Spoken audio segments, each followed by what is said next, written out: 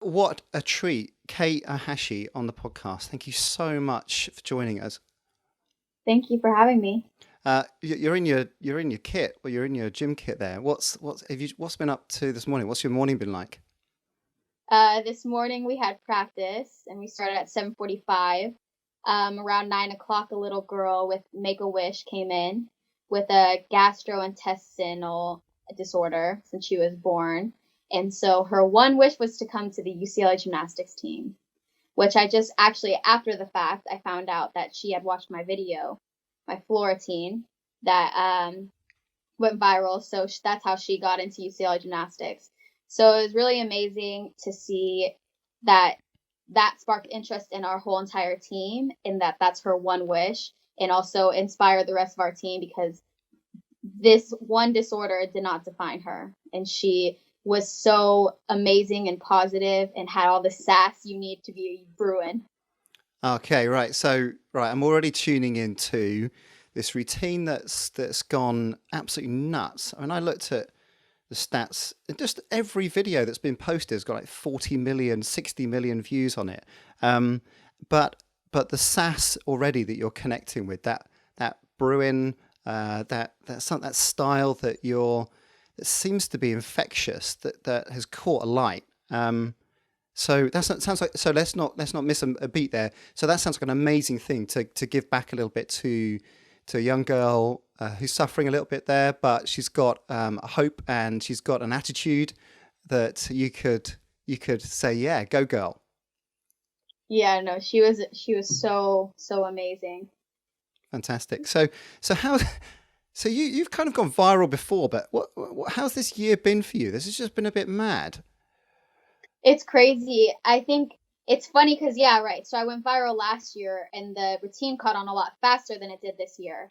And so you kind of think back and I'm like, wow, like honestly, I think timing is literally everything. And timing could not have been better this year.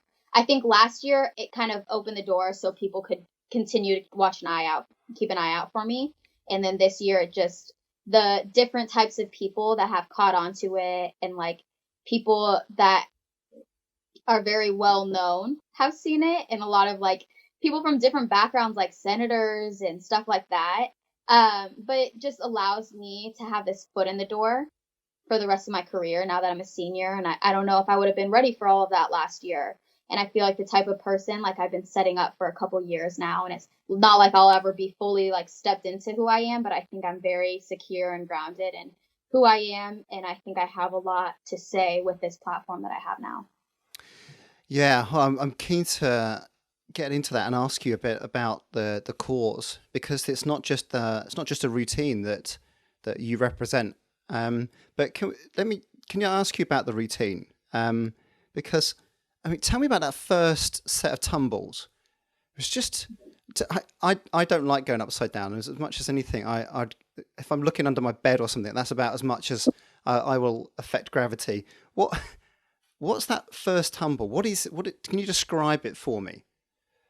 So it's called a split double A, which typically you do double A with your feet together. The split got taken out in after the '92 Olympics, I believe.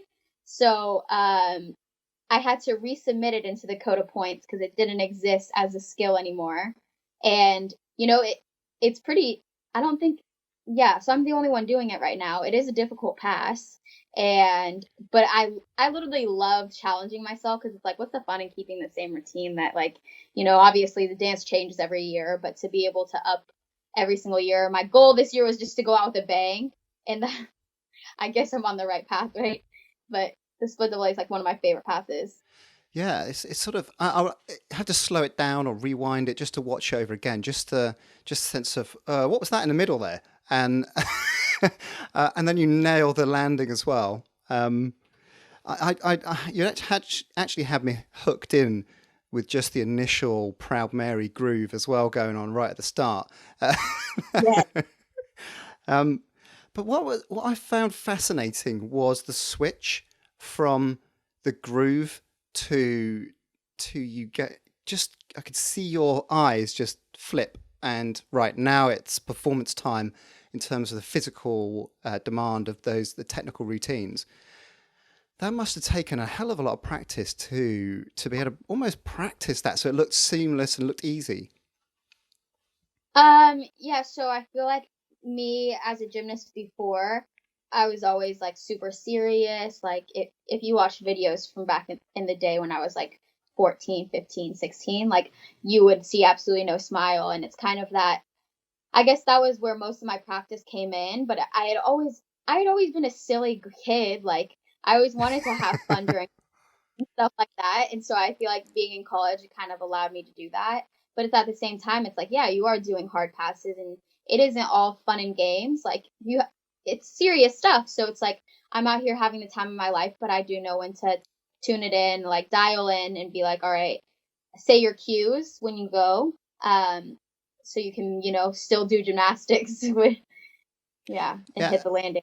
I'm not sure you can do the same sort of sass during a vault, can you? But where, but landing it and then going straight into some more Tina Turner moves, whilst most people would just be gathering themselves or transitioning into the next phase or the next tumble. That seemed so effortless, but to me felt like you really got on your game to nail the technical side of it so that you could play with it a little bit. Yeah. Yeah, no, for sure. And I think that's what Miss Val's always noticed about me. 'Cause she's like, even on Beam, before Beam, I'll like be dancing and like goofing off. And then, but as soon as I salute, it's like go time. And I get razor sharp focus.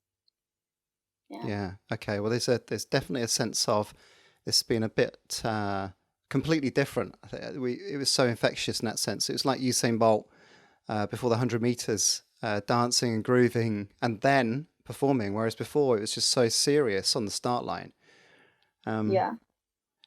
So I felt sorry for the girl that was doing bars. As you started, there was a girl doing bars in the background, and I thought, no one's going to be watching her at all. That's so funny. I hope you don't know her. And I honestly didn't even see that. But yeah, right. I know. When I like hear the people like cheering when we just salute, I'm like, oh shoot, like come on, give the rest of the team love too. Like everyone's doing such hard stuff that like you can't ignore everyone else. So what was this about? You struggling to clap on the beat? What was that all about? Okay, I'm blaming it because it was so loud in there that I just like couldn't hear it. But in reality, I suck at clapping on beat. Like I in practice every single day I mess up. I have my teammates on the side for a reason. Like you see them dancing along with me, which but some stuff like I actually need them there. Like I need them dancing so I can see when to clap. Oh. So you can. They cheer louder for me clapping on beat than like the actual passes that I make. That's brilliant. Well, I can do that, so that's good. And what is that? Are you before the beat or are you after the beat, or just never or on it? Sometimes before, sometimes after. Okay. So you had the moonwalk in there. You had everything. Did you have to think about putting the Running Man in there? Bit of MC Hammer. I'm just offering a bit of choreography. Just bit part time. Like, if I had another year left, I would for sure take those. Good suggestions. Yeah. Yeah, we typically stay with the whole routine, with one routine for the whole season, which I'm like, oh, I know I need to switch it up now, right? Yeah, Running Man. I've often try and suggest to Rosie, my eldest daughter, some choreography input. None of it's stuck yet. So if I could get you to introduce what I've been trying to get in is a double bicep and then kiss the biceps. Okay, I like it. Yeah, just if you could put that in, then I don't know whether it'll affect your scores. It might drag them down a bit, but now, Rosie, listen to your dad and do the double bicep and kiss. Yes, thank you. That is worth a lot. That's all I wanted to talk to you about. So you mentioned Miss Val there. How important is Miss Val to you and your career and what she's created at UCLA?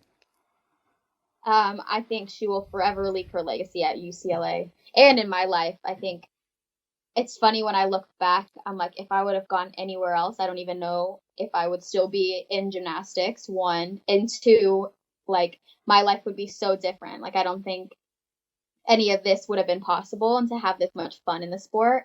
I had like a very rough past in the sport, and like it's to be able to come here and see the other side of gymnastics and someone who isn't concerned with results necessarily. I mean, obviously, the goal is to win, right? In gymnastics. But I was just telling her the other day, I was like, you've mastered being able to get all this recognition without producing results. Like if in years prior to, we hadn't won since 2010, but everyone's eyes were always on UCLA gymnastics, and that is her. That's because of her.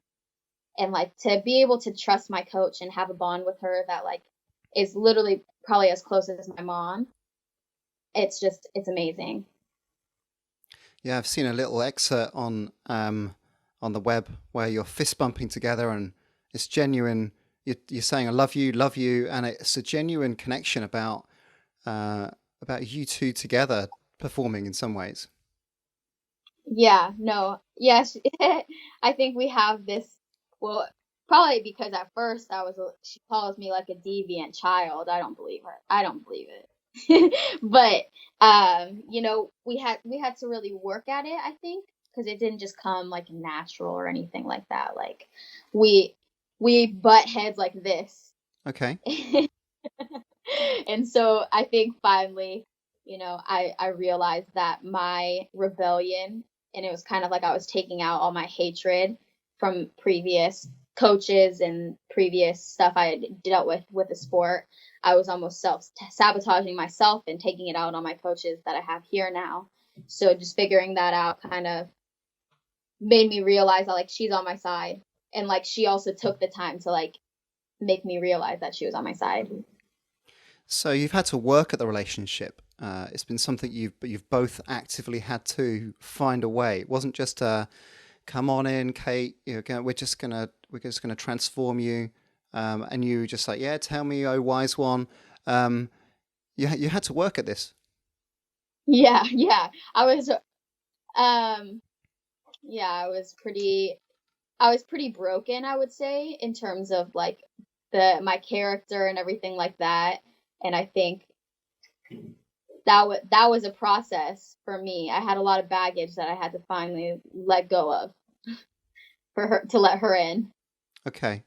So can you tell me a little bit about that? Your previous gymnastics upbringing, previous clubs you've been at, previous coaches.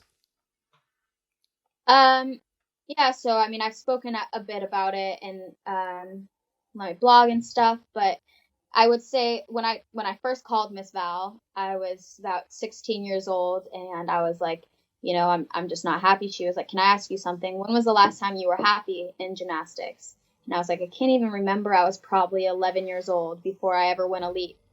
And as we talk about the whole sexual assault thing, and it was more so the culture that enabled that to happen. And I think that's the culture that I was used to before coming to gymnastics. It's the abusive like culture that suppresses our voices, and I never had a voice in gymnastics in my career before. So coming here to be able to have a voice and be heard and listened to was something I had never experienced before. And I would say it stifled my growth because I was always told, you have to do this, you can't do that. If you don't succeed in gymnastics, you won't succeed as a person. You'll only flip burgers for the rest of your life. And it's like, wait a minute, like realizing Miss Val's the reason why I realized that gymnastics doesn't define who I am. It doesn't give me any sense of validation. Like gymnastics is what I do, it's not who I am. So being able to have that pressure alleviated from me is kind of what allowed me to grow in the sport and outside of the sport, and not having to live up to any sorts of expectations that other people placed on me is something that allowed me to really, really love the sport. And that took a long time to get there. So you were at the top though. You were still a high performer under this quite oppressive regime, this lack of growth, being told you can't do things, people beating you down emotionally as maybe verbally in that sense. But you're still at the top of your game, but you weren't content. You weren't flourishing in that sense. Yeah, and I think a lot of the time, when injuries happen, I think there's a quote I put in my blog, and I was like, it wasn't a result of a physical burnout that I had all these injuries. It was a result of a mental burnout. And I think that happens so frequently that we see these athletes that just their bodies can't handle it anymore. And it's like, what if they had a positive environment? What if their mind was healthy and everything like that, and they had people building them up instead of tearing them down? Like, how far could you go in a sport like that? And like, by no means is my body great, but like, I found a way to maintain it and have all these results still. It's because I put in hours of work. And I found what my body needs exactly. And I Yeah, think that's what yeah. Interesting to sort of ask your thoughts on where this negative culture comes from, because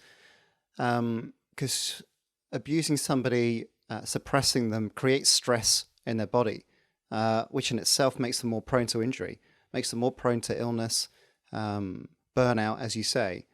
So even if somebody was, even if this is coming from a competitive place, we want you to compete. It's all about results. That's not actually that smart to do it that way and oppress people because that's how you break people.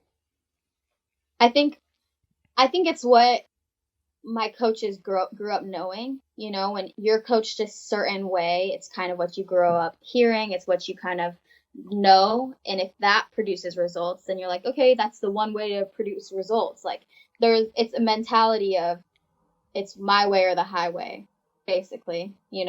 So I wouldn't say it's necessarily anyone's fault. It's just the way they grew up, and it's the way they were brought up as to why they thought it was okay, and it continues to grow. And I think that now in recent, I feel like the whole culture is trying to continue this shift that UCLA gymnastics strives for, and college gymnastics in general. It's like, oh, okay, like gymnastics can be this amazing, fun sport that kids can prosper in by having fun. Yeah, that seems to have done that. And you are, I think you're leading the way in this, not least in how you've performed. Um, a number of sports have suffered over the years. Uh, Cycling, for example, because of the doping cheats, but then Yeah. they get someone else succeeds, and then they get replaced with someone else they suspect that is doping. Whereas here, you've added something that makes people feel alive with your performance style as much as the routine, which is almost seems like it's refreshed the sport. Yeah. Yeah, I surely hope so. I think it's funny because someone was like, "This is exactly what we needed in the sport," and it's true. Like, the sport has had such negative feedback for such a long time, and this it's not the sport that's bad at all. Like, the sport is so amazing and has taught me so many lessons and so many things, and I would not be the same person I am today if it weren't for it. You know, Gymnastics isn't a bad sport at all. It's some of the people that were allowed to dictate the girls' futures and stuff like that. And I think that's what enabled it. But I think everything's starting to shift. And It's great. and yeah, I can see that, and I think that's a real thing. And yeah, I don't know what your plans are for the next 2 years, but maybe you've got to keep going just to make sure you keep driving it. Uh, it's like your responsibility. I'll ask you that in a bit. But whilst you're going through that, so looking through your blog, it's hugely powerful. So for people that are listening in, behindthemadnesssite.wordpress.com. But or you said it might change its site, but that's It that's might the, take, but I'll be keeping everyone posted on that. In terms of what's next. I think I have a website already bought, but I'm restructuring everything and kind of wanting to add in writing, photography, and just maybe a little bit of fashion here and there. But Yeah, I want it to be like super interactive as well. Like I love to start conversations with people because it's like I by all means don't know everything, and I don't try to act like I do. I have my opinions, and I think everyone's entitled to their own. So starting conversation and hearing where everyone comes from is one of the greatest ways to learn. But it feels at the moment like it's a resource. Okay, so if you're branching out into fashion and so on, uh, that would sit quite hard next to some of the articles you've written. Some of the Yeah, poems that you've written, they are truly moving and amazing pieces of creative art about some quite hard issues, particularly around body image, body shaming, and the sexual abuse that went on. I read some earlier today, and oh God, I was genuinely moved, and only the responsibility of speaking to you. I thought I've got to keep scrolling, I've got to read through this because this is tough. What thank you. drove you Yeah. to write this? So it's funny, like me and my friend were just sitting around one day and we were like, wow, like I don't know, you get to college and I think the people you choose who you surround yourself with, and we just found ourselves around so many negative people and we're like, why are these people so like unhappy when there's so many things to be grateful for? And that's kind of how the blog started. So we just started brainstorming ideas of things we would think about on the daily and start talking about, and then one day we were like, okay, like let's do a body shaming series because I feel like everyone's gone through that, and especially us. And we went and did our research on certain like other people's stories, and then we decided to tell our own. And at first it's like we didn't even know what we were doing, like we were just coming up with content, things we thought about on the daily, and then all of a sudden you start getting all this feedback from people like, I go through that too, like you helped me so much and not feel alone, and it's crazy to hear everything. And then the sexual assault poem came from, obviously, so I went to the museum actually, and there was a photograph called by Anna Mendieta called Rape Scene, and it was heavy. Like it was so hard to look at. And you're just like, but this stuff happens. This stuff happens all the time. And it happened to be just in the meat of when everything was going down with the sexual assault cases. And I was like, I need to write this. And so I sat down one day and it was so easy to write almost like, um, and it was, yeah, so basically that's what inspired all of that. And then you can see I talk about, I'm trying to go into a mental health series, but just health in general. I have a lot of autoimmune diseases, and so I shared very graphic and personal information on that blog because it's like no one talks about it. Like I literally thought I was like something was wrong with me. Like I'm I'm involuntarily going to the bathroom at the most unfortunate times. Like I can't even walk around campus without my stomach like hurting and me almost like I can't make it to the bathroom. So it's like I felt so alone and so embarrassed, and I didn't say anything for months. I went with symptoms of ulcerative colitis from November until June when I finally got my colonoscopy. And I talked to a holistic doctor, and she's like, I don't know how you did it. I don't know how you went that long because people are constantly coming, like going to the bathroom with, they have that. And I was going through school, I was going through competition season and all this stuff. Plus, I had so much stress on top of me because on top of all that, and that's even worse for your stomach. So, like, I was just doing it all blind. And so to be able to have a platform to share that stuff where someone might be able to relate is just, that's what I want. So, and it's a hugely noble thing that you've done, but you're doing it for the, it seems like the greater good for people that might be in a similar situation, uh, whether it is around body image, so that they can look in and say, I'm feeling the same way, so that there's an empathy there that people can connect and don't feel alone. That's what I'm hearing, Yeah. because that's Yeah. how you felt. Yeah, I would definitely say that's a lot of it, and empowering people to, share their stories because we aren't alone. And it when I found my voice, that's when I found like true happiness. So I just want to encourage other people to not feel like they can't say what they're going through. So can I ask you about how important writing is? Because So when did you go to UCLA? When did you transition into that environment with Miss Val? So I got to UCLA in 2015, and Okay. I would say I started writing a lot when I was going through my whole like I got injured and I was out of gymnastics for 2 years when I turned 16. And so it's like I was happy, but at the same time, it was like a facade. Like I had the one thing ripped out of my life that I was defined by. So it's like I wasn't happy with myself. I didn't know who I was. And that's kind of when I got into writing. And I think that almost saved me in itself. And so when I came here and continued to actually get serious about writing, um, and see how it affected other people was like, oh wow, like, my writing saved myself, but my writing also it appears like it's in a way saving other people, or at least making them feel like a type of way. And that's so inspiring.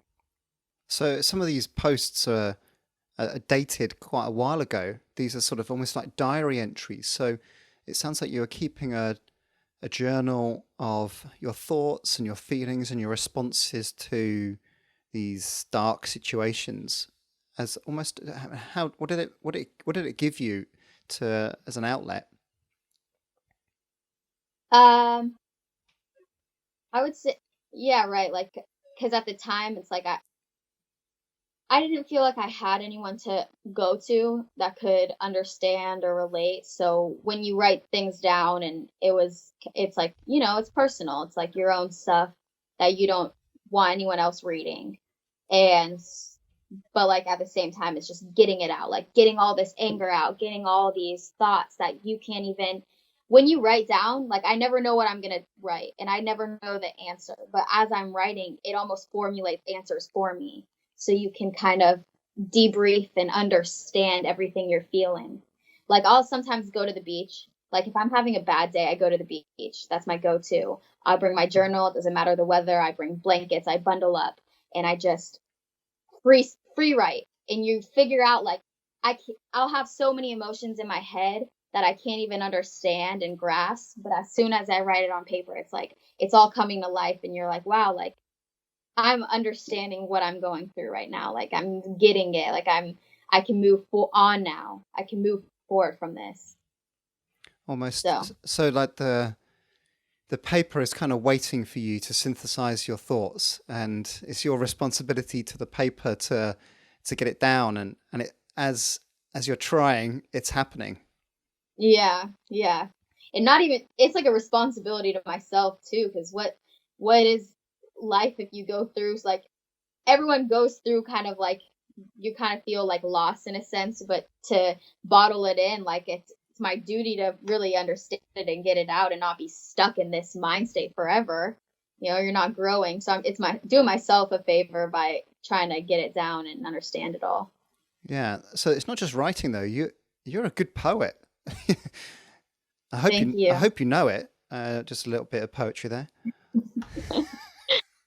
Yeah, I started that my junior year in one of my classes, and then I got inspired like what last year last year or so, someone in my class was so good at poetry, and I was like, wow, like I don't know, like I used to write a lot of poetry, so I was like, let me get serious about it. Let me start like implementing it, and that's kind of when I just would just sit down and bust out some poems, and I realized I was like, okay, like yeah, I'm good.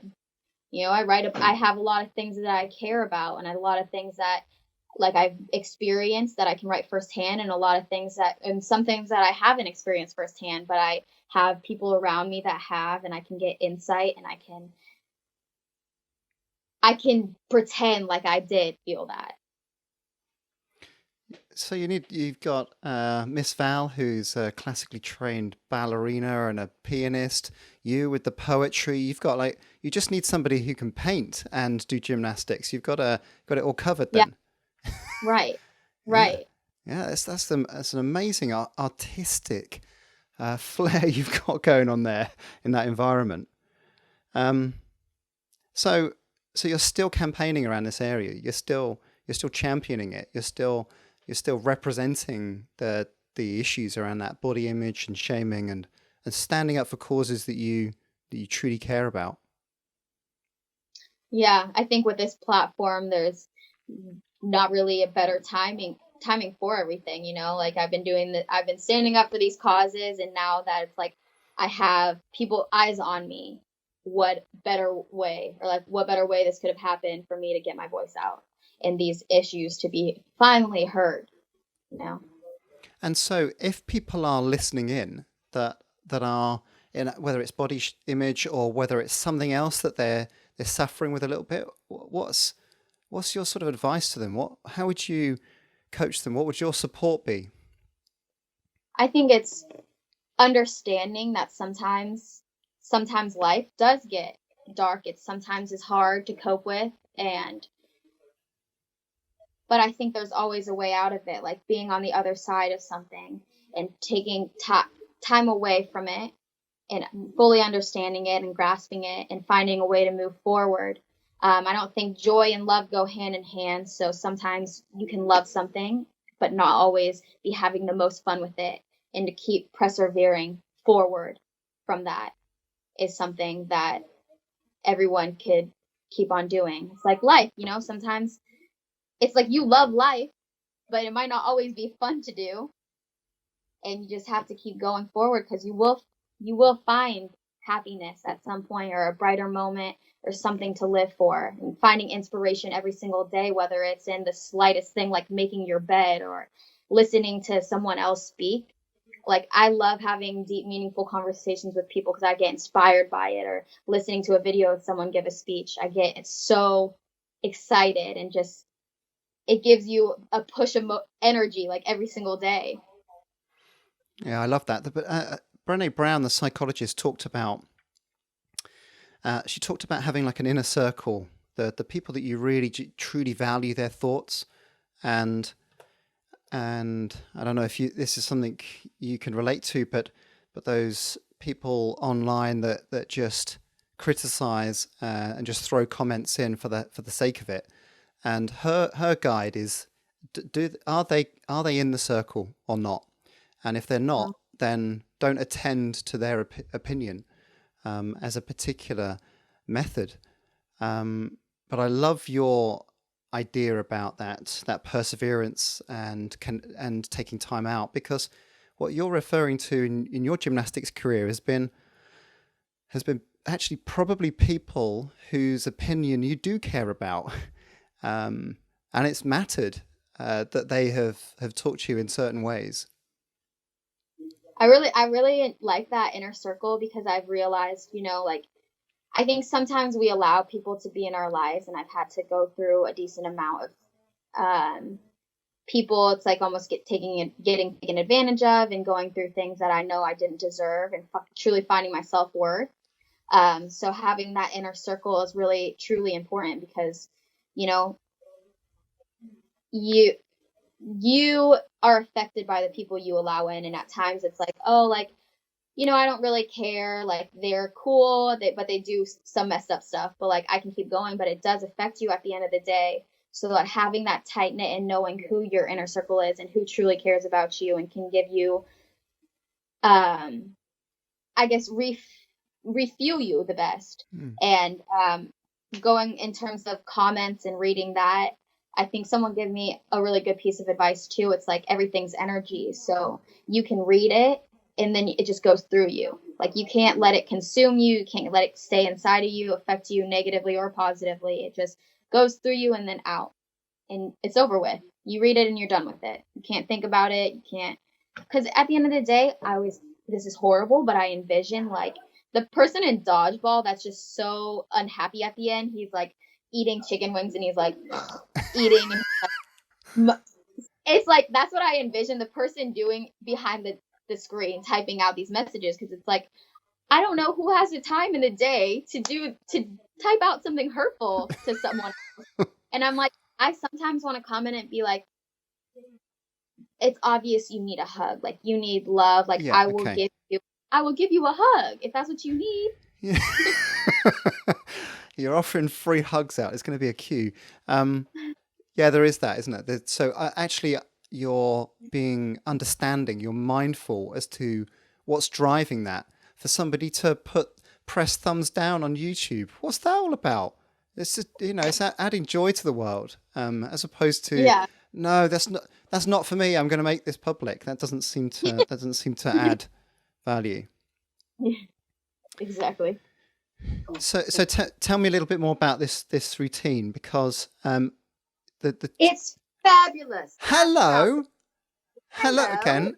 How are Was that a slight English? Was that a slight English tinge there? No, light English. It was a proper English. It was a little Abs- bit, wasn't it?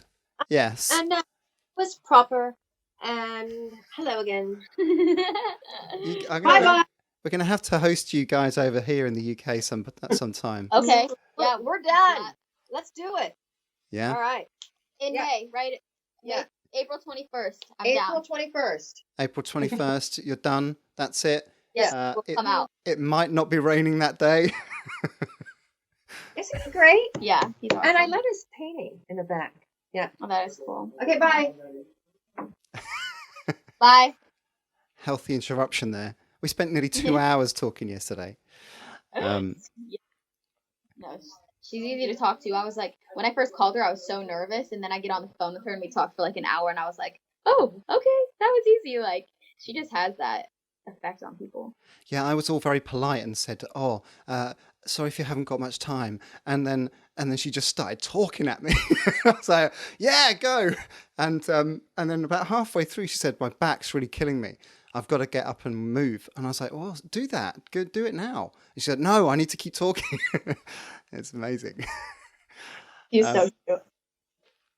So, I'd like to ask you a little bit about the routine. So it's quite heavy. You've got a bit of a background of a bit of Michael Jackson, a lot of Michael Jackson previously. But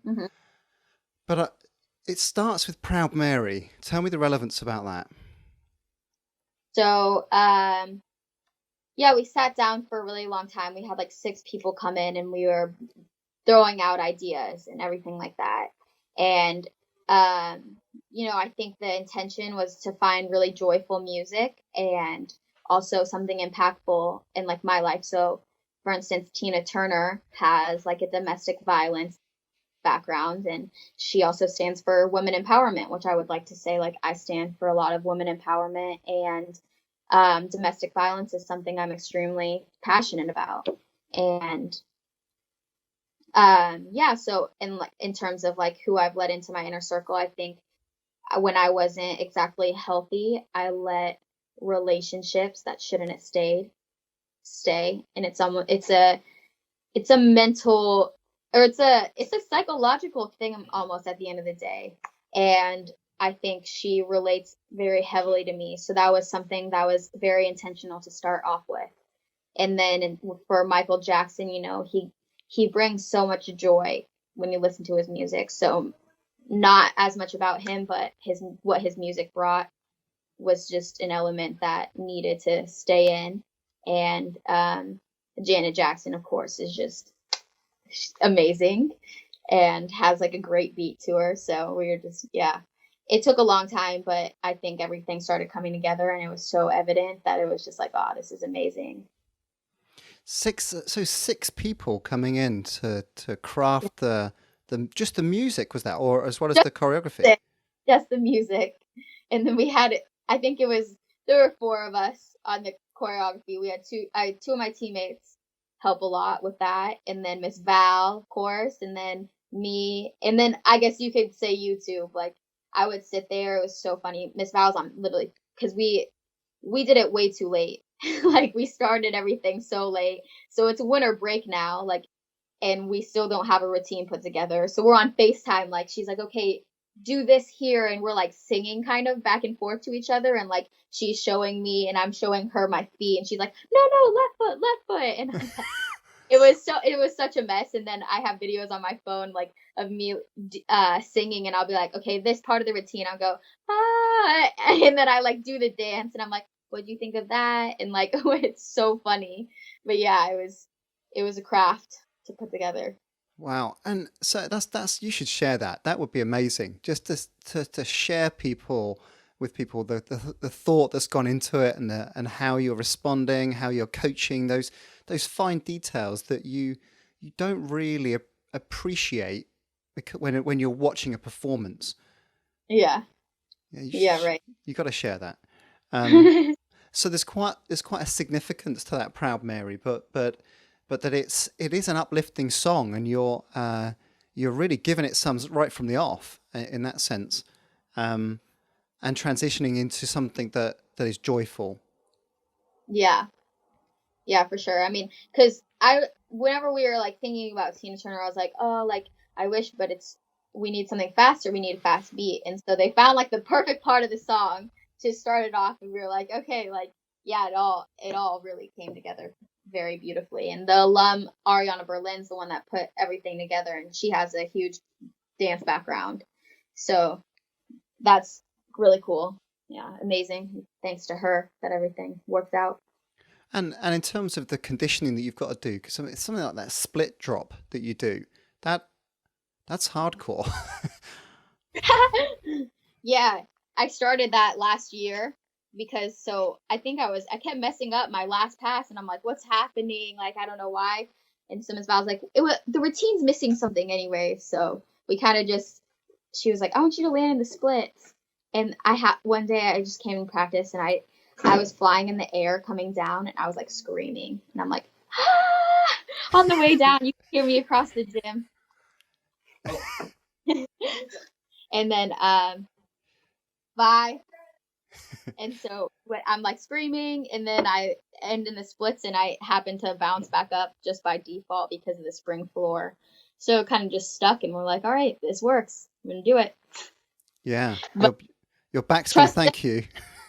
it doesn't hurt as bad as it looks. No, No. it's all right. Yeah. I'll give it a go later. And so looking back over the archives, you've just over the last few years, you've put some real that sass into your performances, um, and that sounds like it's been a deliberate thing to connect with this joy of performing gymnastics.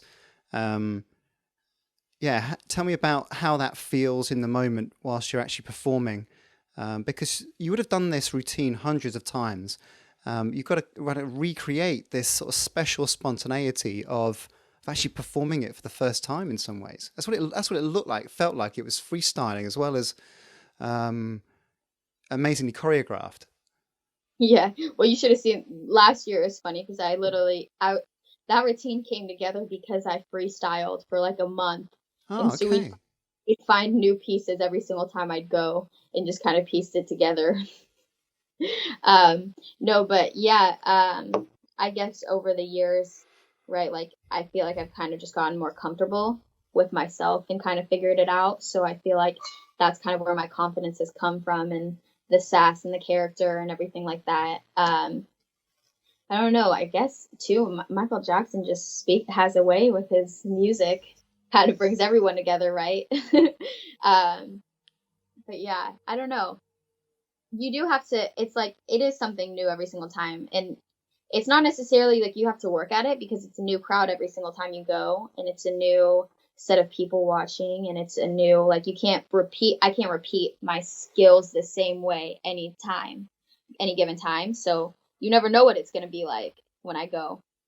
So I think just really having as much fun as possible is the only thing I go in thinking, and what happens happens, and I just go out and have fun. Yeah, okay. There's a freedom to that. I think that's when you have a lot of tension as an athlete, it can reduce your performance. It tenses the muscles. It stops the movement being free in that sense. So you've got the fun element, which is performance enhancing fun.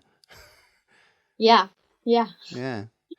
So did I read correctly that you have an origin your origins from Japan as well as from the US? yeah. So I am half Japanese and half German. But and both my parents are third generation of those. So I'm like, Okay. yeah. So there's a certain Olympic thing going on next year. Is that something that you're interested in Japan? Because you've just performed in Seattle, haven't you? Which is your hometown, My which home, is and then you're I just could really feel performing. like home. Yeah. That's funny. Yeah, no. So basically, I feel like gymnastics is different in terms of the way our bodies work. We peak when we're 16, and gymnastics there's like two paths, right? Like the Olympic path and like the college path, which are almost most of the time like independent of each other, and very, very separate. So I was on the path to the Olympics, right, when I was very, very young, like 12. And then when I turned 16, like when all these injuries started coming about, and my body literally can't handle more than I train right now. And for the lead, it's a little bit more. It's and I feel like it's like I've experienced such joy and I have such a good relationship with the sport right now. It's like, why I don't need gymnastics to make me feel successful in the sport. I don't need the Olympics to make me feel like I've done my job. Like I'm happy where I am right now, and I don't think I'd want to leave on any other note than where I'm at. So, plus, not to mention, like the Olympics is literally 4 people go every 4 years. My skills are cool, but it's not the Olympic level whatsoever. So like I'm on a different level than the Olympics. I know some people high up. I reckon we could just change just some of the criteria just for that cool bit. So Yeah. it's a bit like Shaun White in snowboarding, where they have the best freestylers, and you've produced a performance that's captivated people in gymnastics in the same way that's kind of equal to an Olympic gold medal for a snowboarder of pulling a radical performance on a half pipe. That's what you've done, I think, a Shaun White performance. Oh wow, yeah, thank you. That's a very high compliment. I got you Maybe there. That was speechless there. You got a little, oh, yeah. Oh, okay. maybe I'll be like a halftime performer. Then I'll be. I went to the Olympics. Yeah. Yeah. I carried someone's water. So, okay. So what next for you then? So if not Japan, Tokyo Olympics, what's next for you? You said April 21st is a real pivot day for you. Um, what have you got left to do in your gymnastics career? And then what next for you?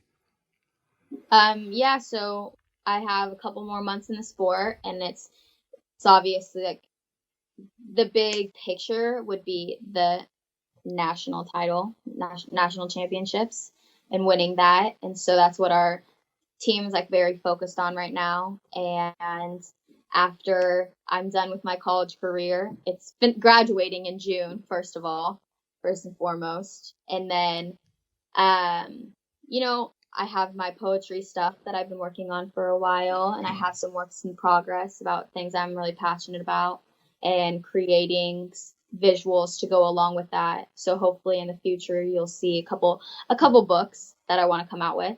And then in terms of like I have an internship lined up with Players Tribune as soon as I have time to go out there to New York. And then hopefully, I really hope to be on Dancing with the Stars in the fall. And then Steve Harvey, he needs to get me on Family Feud. He needs to get the whole gymnastics team on Family Feud. And then I have a lot of long-term goals, but nothing really set as to how to get there. But I want to do a lot of work with domestic violence, homelessness, and a program that is more the emotional effects of sex education, the more emotional side of sex education, I guess you could say. Wow. And you're going to do that with all sass, I'd imagine, and vim and zing and fun as well. There's a UK version of Dancing with the Stars. It's called Strictly Come Dancing. And it's Wow. yeah, it's probably not quite as cool, but I reckon you'd do well. No, It's listen, yeah. If I don't get on Dancing with the Stars in America, I'm coming out to the UK and I'll be okay. on the show. All right. So we need to make a connection there. We need to try and Yeah. get that connection. That's staying in the podcast, and we'll just leave it there. See what happens. Yeah, there we go. It sounds amazing. It sounds like the next phase of your career and life. You've still got stuff to do by the sounds of it, but it sounds like the next phase is going to be equally amazing for you. So, Kate, I just want to say thanks. You're a amazingly strong, powerful athlete, but you're an amazing entertainer. But it's just chatting to you today. You're a real thoughtful, caring, and ambitious person too. That I think an awful lot of people are going to take amazing amount of spirit away from. So thank you so much for spending some time with us. Thank you so much for having me.